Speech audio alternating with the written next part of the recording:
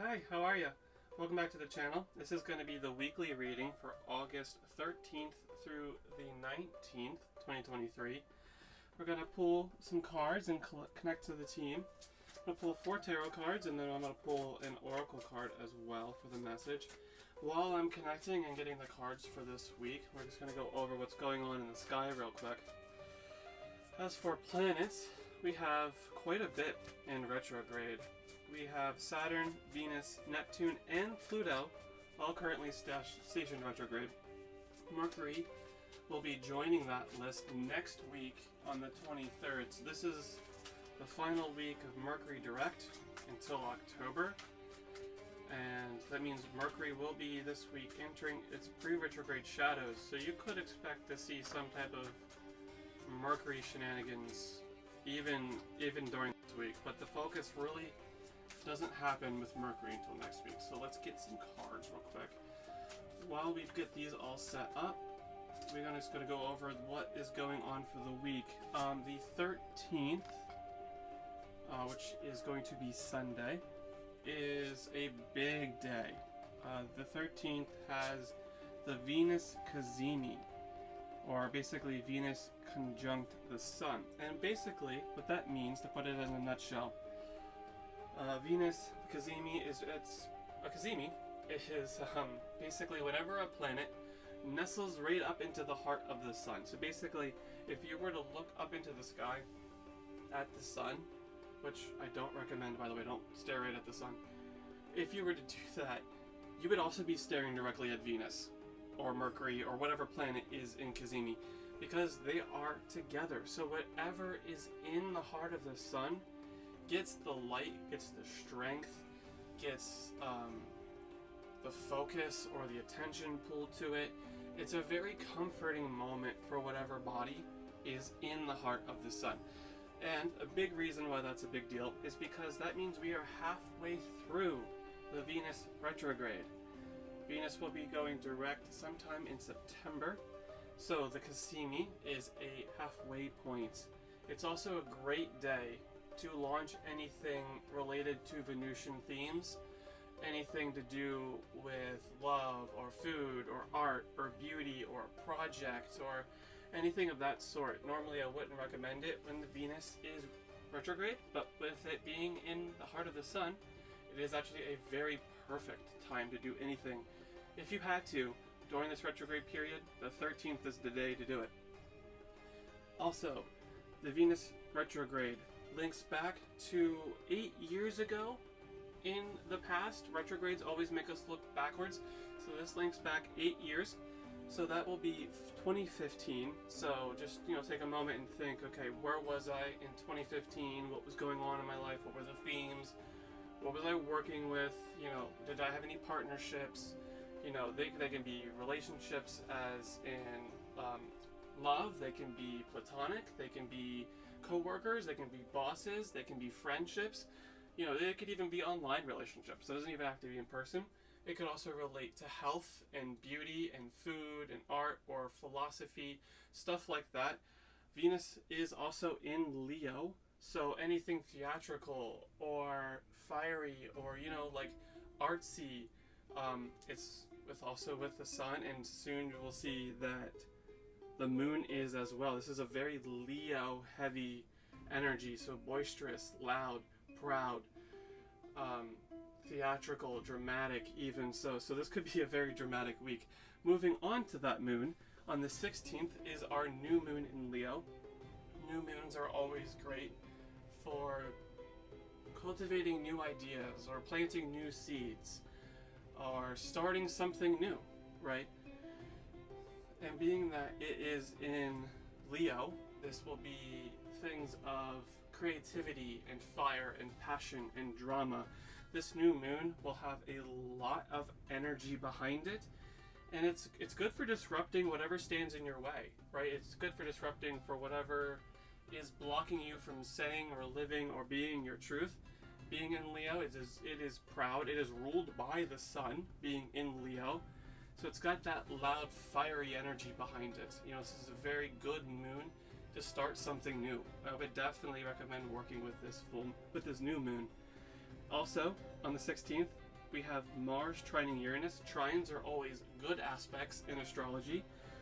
So this brings the planet of Mars, which is fire and action, and the planet of Uranus, which is all about disruption and change. It's at the air sign, right? It's a ruling of Aquarius. So you bring those two together, also of data and things of such. So you have innovation and action put together. So paired with the new moon, this is a very good moon for new ideas and new action. Taking action, right, with it being in Leo. Taking an intervention, taking stock of everything that's going on. New ideas, write them down. Even if they don't manifest, write everything you have down with this new moon. And maybe over the next course of the next lunation, something could come into fruition for you. But that's the update for this week in terms of the sky. So now let's take a look at the cards for this week, right? We have 4 cards. We have the Page of Cups, which is that innovation which I talked about. We have the 9 of Pentacles, which is all about independence. We have the Fool, which is literally Uranus as a card. And we have the, Ace of Cups. So very beautiful watery energy in terms of the cards. But I think the message is pretty clear here. These guys here are showing off pretty much what I went over in the astrology aspect of the reading for this week. We have our energy for the entire week as the Page of Cups. And the Page of Cups brings newness, right? All pages bring newness. It can also refer to children. But the Page of Cups talks about surprise, talks about out of the blue, talks about lightning bolt moments. And it's kind of funny, right? The 16th, that new moon, I feel like they're really focusing on the new moon here in this reading. There's a sprinkling of the Venus Cazimi, but we'll get to that. The new moon being on the same day as the Mars trine Uranus. That's what I'm going for. The Mars trine Uranus. Innovation and action, right? That Page of Cups is all about surprise, like you weren't expecting this at all. So maybe on the 16th, around the 16th, it doesn't have to exactly be on that date. There could be something that comes in that was completely unexpected, completely left field. We also have, and that's just the energy for the week. The energy of this week is surprise. So expect the unexpected, I guess, moving forward this week. The known energy of the week is a very prosperous energy, which there is our Venus Cazimi, paired with the next card together. But first we'll start with the 9. The 9 of Pentacles is all about abundance. It's about prosperity. It's about independence, right? You've done the work that needed to be done, and we are halfway through the Cazimi. Halfway through the retrograde. This will be the Cazimi. Right, the work's not completely done yet, because it's not a 10, but we're 90% there, right? We have the 9. So, you've done your work, you have your independence, you have your cake and you eat it too, is pretty much all of this card, which is very, very nice. The known energy is a very prosperous one. This is one of taking care of yourself. This is a very self-care, very much like, go ahead, eat that cake. It's very much, yeah, take that extra nap. It's very much, you know what, yeah, treat yourself. It's been a hard couple of years, and especially been, at least for me, I've noticed around me, it's been a hard couple last few weeks. The end of July, early August was very, very crunchy with the Mars-Saturn stuff, and then, just the astrology going on at the end of July, first week of August was very, very harsh. So this week, the spirits are definitely saying, prioritize self-care. Speak up for yourself. Stand for your truth. Be your best self. And then, we have next to it, the Fool. Now, I feel like this one is a combined energy of both the new moon's energy being newness, right? This is card 0. So this is just newness of energy, right? It really hasn't even become anything yet. In the journey of the tarot, right, the major arcana takes us on a bit of a journey, right? The Fool's journey. And it starts with the number 0 for a reason, because the Fool represents every possibility that could be, but at the same time, it isn't any of it yet, right? Once the Fool jumps down from the realm of spirit and becomes incarnate, becomes form, right? It turns from 0 to 1, from the Fool, which is potentious energy, into the magician, which is now incarnate, right? It is embodied all of the elements, right? It has earth, air, fire, and water. It's pointing up and pointing down, saying that as above, so below. Spirit above, earth below, right? Taking the incarnate form. So this card here, being the Fool, the precursor to the magician, the number 0, is indicating that it is potential energy and it could become anything. And it's not anything yet. It is both everything and nothing at the same time. And that is our new moon, right? The new moons are all about setting intention, starting new things, building newness. And being in Leo, it is in the heart of the sun, right alongside Venus. We have in the card, right up here in the background, the beams of the sun shining down on the potential of the Fool, who is ready to take the step right off the cliff. And when they come off that cliff, they enter the incarnate realms. They enter the earthly realm, or as we call it in the esoteric realms, the middle world. They enter our plane, and it becomes reality. So set this new moon, send your wishes to the sun. Use the intention and the power of the moon in Leo. Use that creative, inventive, fiery, passionate energy of Leo. And use the moon, right, the newness of the moon, that phase. Each phase has a certain correspondence, and the new moon is all about wishes and intention. Send that wish, send that intention, infuse it with the power of the sun, and be like the Fool. Become the Fool for a second. Yeah, you might even look and feel foolish doing it. That's the point. Let go of that ego. Enter trance and send your wish and your intention up to the moon. Send it to the sun. Send it to the universe, to the ether, or whatever you believe in. And it will manifest and it will come down. And that's what we see in the final card, right? The Ace of Cups. The Cups is all about emotion and about intuition, right? It's a very feeling energy. And this week is a very feeling energy. This very feeling week with Venus and the moon and Mars and Uranus. It's very action forward, right? We're taking action now finally. But at the same time, it's all about the emotion, the intuition, right? With the moon, the moon governs psychic realms and intuition and emotion, and the sun, that rules action and innovation and movement and drive. So the two are coming together. Mars is giving us a little push in the pants. Uranus is bringing in that spark of innovation, and Venus, going backwards, is making us a little bit more reminiscing. Okay, maybe we should take care of ourselves a little bit more. Where was I 8 years ago? Have we learned those lessons? Bringing that all back together. Moving forward, this week is about how do I move forward?